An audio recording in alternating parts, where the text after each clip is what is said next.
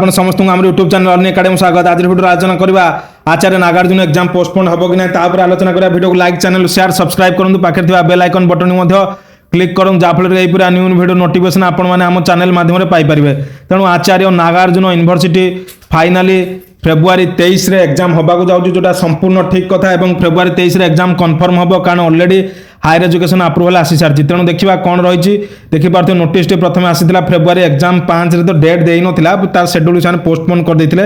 ଏବଂ ଏବେ ଫାଇନାଲି ତାଙ୍କର ଏକ୍ଜାମ ଆସିସାରିଛି ଫେବୃଆରୀ 23ରେ। ଫେବୃଆରୀ 23, 24, 25, 26, 23, 24, 25, 26 philosophy, ICT, child development, pedagogy math, social biology, 27 pedagogy English, ता सहित तेलुगु, ता सहित उर्दू एवं ता सहित पेडागोजी फिजिकल साइंस रही। तेणु आ डेरी नक पढ़ापढ़ी करूँ।